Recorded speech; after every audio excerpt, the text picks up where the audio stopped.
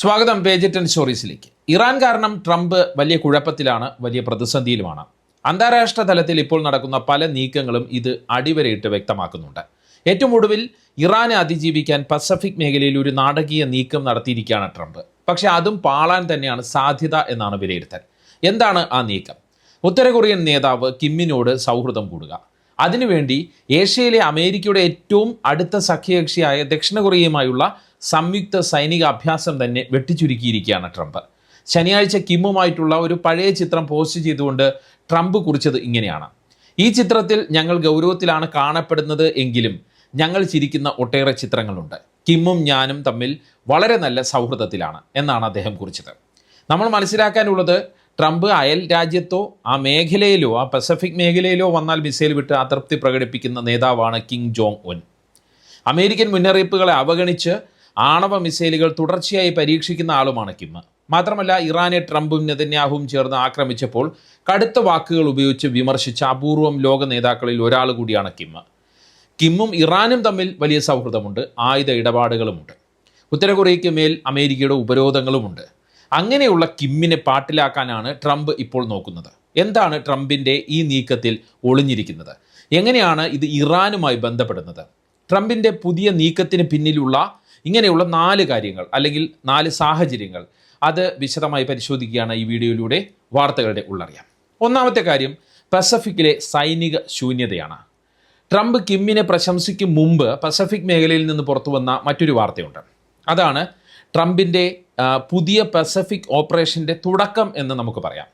American പടക്കപ്പൽ USS George Washington ആ മേഖലയിൽ നിന്ന് പിൻവലിക്കുന്നു എന്നതാണ് ആ വാർത്ത, അല്ലെങ്കിൽ പിൻവലിച്ചു എന്നതാണ് ആ വാർത്ത. എന്നിട്ട് ഈ കപ്പൽ പോകുന്നത് എവിടേക്കാണ്? പശ്ചിമേഷ്യയിലേക്കാണ്. അവിടെ ഉണ്ടായിരുന്ന USS എബ്രഹാം ലിങ്കൺ വല്ലാത്ത സാഹചര്യത്തിൽ പിൻവാങ്ങേണ്ടി വന്നത് കൊണ്ടാണ് ജോർജ് വാഷിങ്ടൺ കപ്പലിന് അങ്ങോട്ടേക്ക് അയക്കേണ്ടി വന്നത് ട്രംപിനും കൂട്ടർക്കും. നമുക്കറിയാം, വലിയ വീരകഥകളുടെ അകമ്പടിയുമായിട്ടാണ് എബ്രഹാം ലിങ്കൺ കപ്പൽ പശ്ചിമേഷ്യയിലേക്ക് പോയത് അല്ലെങ്കിൽ വന്നത്. ഓർമ്മയില്ലേ? കടലിൽ നിന്നൊരു ഇടിമിന്നൽ, ഇറാനെ തീർക്കാൻ പോകുന്ന പടക്കപ്പൽ എന്നൊക്കെയായിരുന്നു അമേരിക്കൻ അനുകൂല മാധ്യമങ്ങളുടെ പ്രധാനപ്പെട്ട നറേറ്റീവ്. എന്നിട്ട് എന്തായി? 266 ദിവസത്തിലധികം സമുദ്രമധ്യത്തിൽ വിശ്രമമില്ലാതെ ജോലി ചെയ്യേണ്ടി വന്ന 5000-ഓളം നാവികർ കടുത്ത മാനസിക ശാരീരിക സമ്മർദ്ദത്തിലായി. കടലിൽ കിടന്ന് നരകിച്ചു എന്നൊക്കെ നമുക്ക് പറയാവുന്നൊരവസ്ഥ. ഞങ്ങൾ കടലിൽ ചാവാൻ പോവുകയാണ് എന്ന് ഒരു സൈനികൻ അല്ലെങ്കിൽ നാവികൻ വീട്ടിലേക്ക് അയച്ച സന്ദേശം വലിയ വാർത്തയായി. ഇതോടെ നാണം കെട്ടാണ് ട്രംപും കൂട്ടരും ആ വലിയ പടക്കപ്പലിനെ പശ്ചിമേഷ്യയിൽ നിന്ന് പിൻവലിച്ചത്. ആ ഒഴിവിലേക്കാണ് ജോർജ് വാഷിങ്ടൺ എന്ന മറ്റൊരു ഭീമൻ കപ്പലിനെ അയക്കുന്നത്. അപ്പോഴുണ്ടാകുന്ന പ്രശ്നം എന്താണ്? പസഫിക് മേഖലയിൽ അമേരിക്കൻ പടക്കപ്പൽ തന്നെ ഇല്ലാതാവുകയാണ്. ഈ സൈനിക ശൂന്യത, അതാണ് ട്രംപ് കിമ്മുമായി സൗഹൃദ തന്ത്രം പയറ്റുന്നതിൻ്റെ ഒന്നാമത്തെ കാര്യമായി പറയാൻ കഴിയുക. ഇനി രണ്ടാമത്തെ കാര്യത്തിലേക്ക് വന്നാൽ, 2 പോർമുഖങ്ങൾ തുറക്കാതിരിക്കുക. അതാണ് ട്രംപിൻ്റെ രണ്ടാമത്തെ ലക്ഷ്യം. പശ്ചിമേഷ്യയിലേക്ക് ഇപ്പോൾ പിൻവലിക്കുന്ന ജോർജ് വാഷിങ്ടൺ കപ്പൽ ഇത്രയും കാലം തമ്പടിച്ചിരുന്നത് നേരത്തെ പറഞ്ഞതുപോലെ പസഫിക് മേഖലയിലാണ്. സ്പെസിഫിക് ആയിട്ട് പറഞ്ഞാൽ പടിഞ്ഞാറൻ പസഫിക് സമുദ്രത്തിലായിരുന്നു.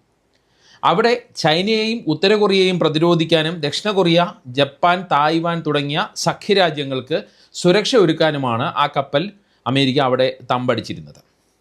അവിടെ ഈ പടക്കപ്പൽ ഇല്ലാതാകുമ്പോൾ അമേരിക്കയെ സംബന്ധിച്ച് വലിയൊരു സുരക്ഷാ വിടവ് തന്നെ ഉണ്ടാവുകയാണ്.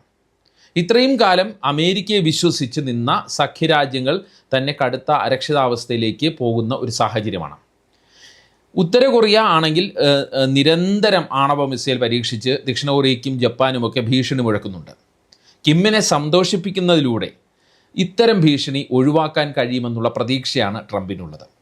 സന്തോഷിപ്പിക്കുന്നതിനൊപ്പം കിമ്മിനെ പ്രകോപിപ്പിക്കാതിരിക്കാനും ട്രംപ് ശ്രദ്ധിക്കുന്നു എന്നതാണ് കാര്യം.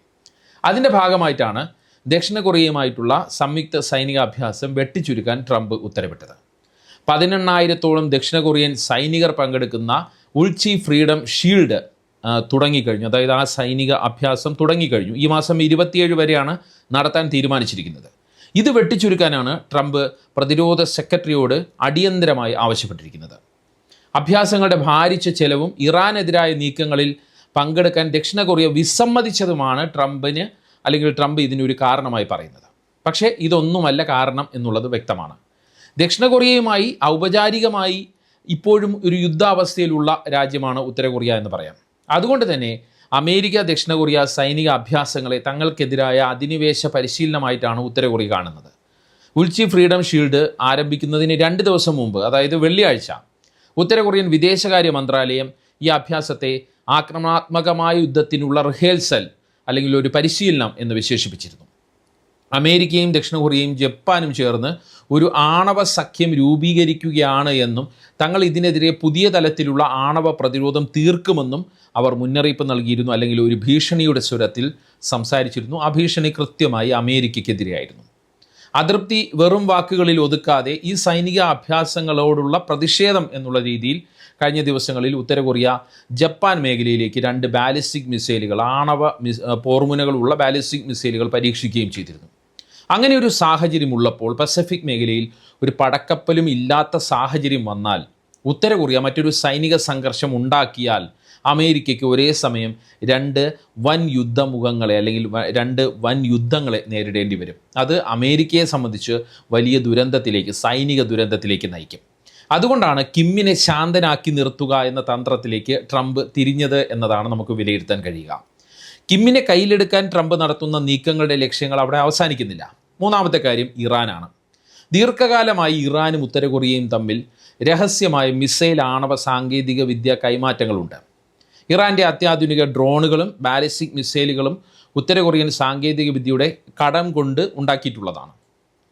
അമേരിക്ക ഇറാനുമായി കടുത്ത യുദ്ധത്തിൽ ഇനി ഏർപ്പെട്ടാൽ ഉത്തര കൊറിയ ഇറാനെ സഹായിക്കാൻ കൂടുതൽ ആയുധങ്ങളോ സാങ്കേതിക വിദ്യയോ നൽകിയാൽ അത് അമേരിക്കയ്ക്ക് വലിയ തിരിച്ചടിയാകും. ഇത് തടയാൻ, അതല്ലെങ്കിൽ ഇത് മുൻകൂട്ടി കണ്ട് തടയാൻ കിമ്മുമായി സൗഹൃദം പുനഃസ്ഥാപിച്ച് പ്രലോഭിപ്പിച്ച് നിർത്തേണ്ടത് ട്രംപിൻ്റെ ആവശ്യമാണ്. മാത്രമല്ല, ദക്ഷിണ കൊറിയയുമായിട്ടുള്ള സൈനികാഭ്യാസം ട്രംപ് വെട്ടിച്ചുരുക്കിയതിന് പിന്നിലെ മറ്റൊരു കാരണവും ഇറാനാണ്. അത് ഞാൻ നേരത്തെ സൂചിപ്പിച്ചു. ഇറാൻ്റെ ആണവ നിരായുധീകരണവുമായി ബന്ധപ്പെട്ട അമേരിക്കൻ നീക്കങ്ങളെ സഹായിക്കാൻ ദക്ഷിണ കൊറിയ വിസമ്മതിച്ചിരുന്നു. ഇതിൽ ട്രംപ് കടുത്ത അതൃപ്തി പ്രകടിപ്പിക്കുകയും ചെയ്തിരുന്നു. അതുകൊണ്ടാണ് ദക്ഷിണ കൊറിയയ്ക്ക് സൈനിക കരുത്ത് നൽകാൻ പണം കളയേണ്ടതില്ല എന്ന നിലപാടിലേക്ക് ട്രംപ് എത്തിയത് എന്നതും നമ്മൾ ഓർക്കണം. അതായത്, കിമ്മുമായി സൗഹൃദത്തിലാകാൻ ട്രംപ് നോക്കുന്നതിൻ്റെ കാരണവും ഇറാൻ സംഘർഷമാണ്. ദക്ഷിണ കൊറിയയുമായി ബന്ധം വഷളാകുന്നതിൻ്റെ പിന്നിലുള്ള കാരണവും ഇറാൻ യുദ്ധമാണ്. ഈ വിലയിരുത്തലിലേക്ക് നമ്മൾ എത്തേണ്ടി വരും. ഇനി നാലാമത്തെ കാര്യത്തിലേക്ക് പോയാൽ അത് റഷ്യ, ഉത്തര കൊറിയ, ചൈന അച്ചുതണ്ടാണ്. കൊറിയൻ വിമോചന ദിനത്തോടനുബന്ധിച്ച് പുടിനും കിമ്മും തമ്മിൽ ആശംസകൾ കൈമാറിയിരുന്നു. റഷ്യയും ഉത്തര കൊറിയയും തമ്മിലുള്ള സഖ്യം അഭൂതപൂർവമായ തലത്തിലാണ് എന്നും പ്രാദേശിക സുരക്ഷയ്ക്കായി ഇരു രാജ്യങ്ങളും കൈകോർക്കുമെന്നും പുടിൻ വ്യക്തമാക്കുകയും ചെയ്തു. മോസ്കോവുമായിട്ടുള്ള ശക്തമായ ബന്ധത്തിൽ താൻ അഭിമാനിക്കുന്നു എന്നാണ് കിം ഇതിന് മറുപടി നൽകിയത്. യുക്രൈൻ യുദ്ധ പശ്ചാത്തലത്തിൽ റഷ്യയും ഉത്തര കൊറിയയും തമ്മിൽ രൂപീകരിച്ചിരിക്കുന്ന ശക്തമായ സൈനിക സഖ്യം അത് ട്രംപിന് വലിയ തലവേദനയാണ്. ഇവിടെ ചൈനയുടെ സാന്നിധ്യവുമുണ്ട്. സൈന്യവും ആയുധങ്ങളും ഉത്തര കൊറിയ റഷ്യയ്ക്ക് നൽകി സഹായിക്കുന്നുണ്ട്. ചൈനയുമായിട്ടും കിമ്മിന് നല്ല ബന്ധമുണ്ട്. തന്ത്രപരമായ പങ്കാളിയാണ്. ചൈനയുടെ തന്ത്രപരമായ പങ്കാളിയായിട്ടാണ് ഉത്തര കൊറിയ അറിയപ്പെടുന്നത്. അപ്പോൾ ഈ 2 സഖ്യത്തിൽ അതായത് കിമ്മും ചൈനയും തമ്മിലുള്ള ബന്ധം, കിമ്മും റഷ്യയും തമ്മിലുള്ള ബന്ധം, ഈ 3 രാജ്യങ്ങളും തമ്മിലുള്ള ബന്ധം, അതിൽ വിള്ളൽ വരുത്താൻ പറ്റുമോ എന്നാണ് ട്രംപ് ഈ പുതിയ സൗഹൃദ വലയത്തിലൂടെ നോക്കുന്നത്. അതായത്, കിമ്മിനെ പൂർണ്ണമായും റഷ്യയുടെയും ഇറാൻ്റെയും ചൈനയുടെയും ക്യാമ്പിലേക്ക് വിട്ടുകൊടുക്കാതെ തൻ്റെ സൗഹൃദ വലയത്തിൽ നിർത്തി വീണ്ടും ചർച്ചാമേശയിലേക്ക് കൊണ്ടുവരിക എന്നതാണ് ട്രംപിൻ്റെ ലക്ഷ്യം.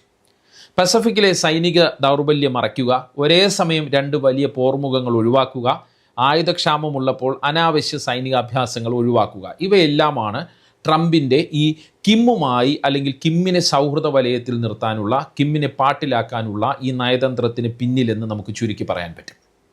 പക്ഷേ അപ്പോഴും വലിയൊരു ചോദ്യം അവശേഷിക്കുന്നുണ്ട്. ഇതിലൊക്കെ കിം ജോങ് ഉൻ വീഴുമോ? വർഷങ്ങളായി ട്രംപും കിമ്മും തമ്മിലുള്ള ബന്ധം വലിയ കയറ്റിറക്കങ്ങളിലൂടെയാണ് കടന്നുപോയിട്ടുള്ളത്. മുമ്പും കിമ്മിനെ ട്രംപ് ലിറ്റിൽ റോക്കറ്റ് മാൻ എന്ന് പരിഹസിച്ചിട്ടുണ്ട്. ഉത്തര കൊറിയയെ തീയും ക്രോധവും കൊണ്ട് നേരിടുമെന്ന് ട്രംപ് ഭീഷണിപ്പെടുത്തുകയും ചെയ്തിട്ടുണ്ട്. തിരിച്ച് കിം ട്രംപിനെ മാനസിക നില തെറ്റി കിഴവൻ എന്ന് വരെ വിളിച്ചിട്ടുണ്ട്. എന്നിട്ടും 2018-ലും 2019-ലുമായി ട്രംപും കിമ്മും തമ്മിൽ സിംഗപ്പൂരിലും ഹനോയിലുമൊക്കെ ആയി നേരിട്ട് ചർച്ചകൾ നടത്തിയിരുന്നു. അന്നും വലിയ സൗഹൃദം പ്രകടിപ്പിച്ചെങ്കിലും ഉത്തര കൊറിയയ്ക്ക് മേലുള്ള കടുത്ത സാമ്പത്തിക ഉപരോധങ്ങൾ പൂർണ്ണമായും പിൻവലിക്കാൻ അമേരിക്ക തയ്യാറായില്ല. കിം ആണെങ്കിൽ മിസൈൽ പദ്ധതികളുമായി മുന്നോട്ട് പോവുകയും ചെയ്തു. ഇങ്ങനെയുള്ള മുൻ അനുഭവങ്ങൾ ഉള്ളതുകൊണ്ട് തന്നെ ഉടനടി ഉത്തര കൊറിയയുടെ ഭാഗത്ത് നിന്ന് ഈ ട്രംപിൻ്റെ ഇപ്പോഴത്തെ ഈ സൗഹൃദ നീക്കത്തോട് ഒരു പ്രതികരണം വരാനുള്ള ഒരു സാധ്യത കുറവാണ്. കിം ജോങ് ഉൻ കേവലം പുകഴ്ത്തലുകളിൽ വീഴുന്ന നേതാവല്ല എന്നതാണ് ഒരു പൊതു അനുഭവം. അതേസമയം രാഷ്ട്രീയ യാഥാർത്ഥ്യങ്ങൾ മനസ്സിലാക്കി കരുക്കൾ നീക്കുന്ന ഭരണാധികാരിയുമാണ് അദ്ദേഹം. അതുകൊണ്ട് തന്നെ അമേരിക്കയെ, പ്രത്യേകിച്ച് ട്രംപിനെ കിം വിശ്വസിക്കാനുള്ള സാധ്യത വളരെ കുറവാണ് എന്നാണ് വിലയിരുത്തൽ. മറുഭാഗത്ത് റഷ്യയുടെയും ചൈനയുടെയും ഞാൻ നേരത്തെ സൂചിപ്പിച്ചതുപോലെ കരുത്തുറ്റ പിന്തുണ കിമ്മിനുണ്ട്. ഇറാനുമായും വലിയ അടുത്ത ബന്ധമുണ്ട്. കിമ്മിനെ വെച്ച് റഷ്യയും ചൈനയും ട്രംപിന് തലവേദന സൃഷ്ടിക്കാൻ തന്നെയാണ് അതുകൊണ്ട് സാധ്യത. ട്രംപിൻ്റെ ഈ നീക്കത്തിൽ വീഴില്ല എങ്കിലും കിം ഇത് തങ്ങൾക്ക് അനുകൂലമായി ഉപയോഗിക്കാനുള്ള സാധ്യതയാണ് അന്താരാഷ്ട്ര നിരീക്ഷകരെല്ലാം വിലയിരുത്തുന്നത്. ഒരു വിട്ടുവീഴ്ചയും ചെയ്യാതെ തന്നെ അമേരിക്കൻ സൈനികാഭ്യാസം വെട്ടിച്ചുരുക്കിയതും കപ്പൽ മാറ്റിയതും കിമ്മിന് ലഭിച്ച വലിയൊരു നയതന്ത്ര വിജയമായിട്ടാണ് വിലയിരുത്തപ്പെടുന്നത്. അതിനാൽ ട്രംപുമായി ചർച്ചകൾക്ക് തയ്യാറാണെന്നുള്ള രീതിയിൽ മൗനം പാലിക്കുകയോ അനുകൂല സൂചന നൽകുകയോ കിം ചെയ്തേക്കാം, അല്ലെങ്കിൽ ഉത്തര കൊറിയ ചെയ്തേക്കാം. ഈ സമയം കൊണ്ട് കൂടുതൽ അത്യാധുനികമായ മിസൈലുകൾ നിർമ്മിക്കാനായിരിക്കും ഉത്തര കൊറിയ ശ്രമിക്കുക എന്നതാണ് വിലയിരുത്തൽ. അതായത് ട്രംപിൻ്റെ കെണിയിൽ വീഴുന്നതിന് പകരം ട്രംപ് നൽകിയ ഈ നയതന്ത്ര ഇളവുകൾ ഉപയോഗിച്ച് സ്വന്തം രാജ്യത്തിൻ്റെ ആണവശക്തിയും റഷ്യയുമായിട്ടുള്ള സഖ്യവും ചൈനയുമായിട്ടുള്ള ബന്ധവും കൂടുതൽ ശക്തമാക്കാനായിരിക്കും കിം ശ്രമിക്കുക എന്നതാണ് ഉത്തര കൊറിയൻ രാഷ്ട്രീയം നോക്കിക്കാണുന്നവരുടെ എല്ലാം അഭിപ്രായം. അതായത് ഇറാനെ പേടിച്ച് കിമ്മുമായി കൂടാൻ പോകുന്ന ട്രംപ് പസഫിക് മേഖലയിൽ വലിയ പണി വാങ്ങിക്കൂട്ടുമെന്നാണ് വിലയിരുത്താൻ കഴിയുക. കിം ഇറാനെയോ റഷ്യയെയോ ഉപേക്ഷിക്കാനോ ചൈനയുമായിട്ടുള്ള ബന്ധം മാറ്റി നിർത്താനോ ട്രംപിനെ കൂട്ടാനോ തയ്യാറാകില്ല എന്ന് തന്നെയാണ് പൊതുവിലയിരുത്തൽ. ബാക്കി നമ്മൾ കാത്തിരുന്ന് കാണണം. ഈ വീഡിയോയെക്കുറിച്ചുള്ള നിങ്ങളുടെ അഭിപ്രായം കമൻറ്റ് ചെയ്യുക. മറ്റൊരു വിഷയത്തിൽ സിംപിളി ഇൻ ഡെപ്ത് വീഡിയോയുമായി വീണ്ടും കാണാം. ഞാൻ അൻഷാദ് മില്യാസ്, സൈനിങ് ഓഫ്.